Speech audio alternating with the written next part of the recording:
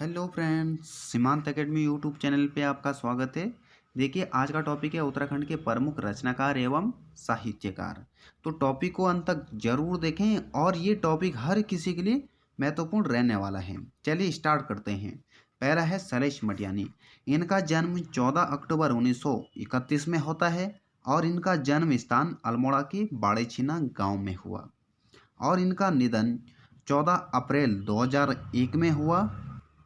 और इनके प्रमुख उपन्यास एवं रचनाएं इस प्रकार से हैं, जैसे वोरी वॉली से वोरी बंदर तक, सर्फगंधा, मुठभेड़, आकाश कितना अनंत है, डेरे वाले, 22 नदियों का संगम, चंद औरतों का शहर, किस्सा नर्मदा बहन का, गंगूबाई, उगते सूरज की किरण, छोटे छोटे पक्षी और पुनर्जन्म के बाद। ये इनके सभी महत्वपूर्ण उपन्यास है। इनके बाद है कहानियाँ। कहानियाँ में देखेंगी मेरी 33 कहानियाँ, भेड़ और गडरिया, महाभोज, दो दुखों के बदले एक सुख, बर्फ की चट्टानें, प्यास का पत्थर, जंगल में मंगल। ये इनकी महत्वपूर्ण कहानियाँ हैं। इन सभी को भी ध्यान रखेंगे। आगे है निबंध। निबंध में जैसे कागज़ की नाव, मुख्य धारा का सवाल, लेखक की हैसियत से, जनता और साहित्य, राष्ट्रीय की चुनौतियाँ। नेक्स्ट है किसे पता है राष्ट्रीय शर्म का मतलब। ये शैलेश मटियानी जी के महत्वपूर्ण निबंध है। आगे देखते हैं लोक कथा संग्रह, जैसे कुमाऊं की लोक कथाएँ, चंपावत की लोक कथाएँ, तराई प्रदेश की लोक कथाएँ। और इन्हें जो पुरस्कार से नवाजा गया, जैसे शैलेश मटियानी जी को यूपी सरकार द्वारा महाभोज के लिए प्रेमचंद पुरस्कार दिया गया। 1983 में बिहार सरकार द्वारा मुठभेड़ उपन्यास के लिए फाणीश्वर नाथ रेणु पुरस्कार दिया गया। शैलेश मटियानी पुरस्कार एक शैक्षिक पुरस्कार है जो शिक्षकों को शैक्षिक कार्य उत्कृष्ट योगदान के लिए दिया जाता है। शैलेश मटियानी पुरस्कार 2009 से उत्तराखंड सरकार द्वारा शिक्षकों को सम्मान हेतु दिया जाता है। ठीक है, अब आगे देखते हैं मंगलेश डबराल। इनका जन्म 16 मई 1948 को होता है और इनका जन्म स्थान काफल थानी टिहरी गढ़वाल में। निधन होता है इनका 9 सितंबर 2020 को। हाल ही में इनका निधन हुआ है। और जब कोई व्यक्ति चर्चा में रहते हैं तो सवाल बनने की संभावनाएं ज़्यादा रहती है, इसलिए इनसे जुड़े हुए सभी फैक्ट आप ध्यान रखेंगे। जैसे इनकी प्रमुख रचनाएं हैं काव्य संग्रह पहाड़ पर लालटेन, पहाड़ का रास्ता, हम देखते हैं जो, आवाज़ भी एक जगह है, नए युग के नए शत्रु। ठीक है, नोट में देखेंगी संगतकार काव्य इनकी एक प्रमुख कविता है।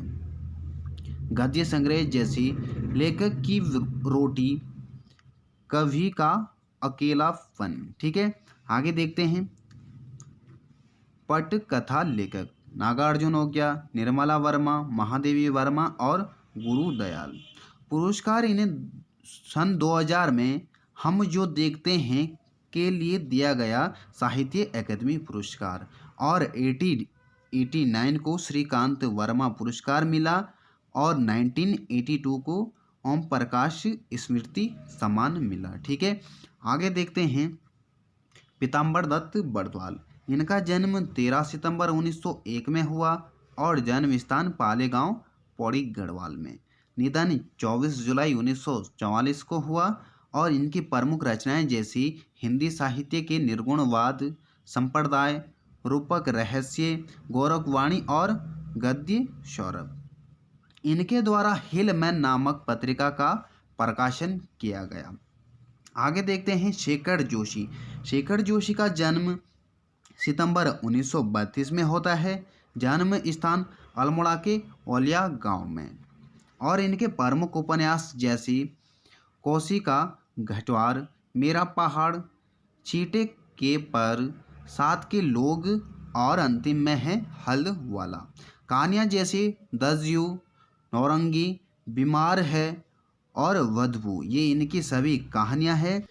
और पुरस्कार जैसे 1987 में यूपी सरकार द्वारा महावीर प्रसाद द्विवेदी पुरस्कार से सम्मानित किया गया और 1995 में इन्हें साहित्य भूषण से सम्मानित किया गया।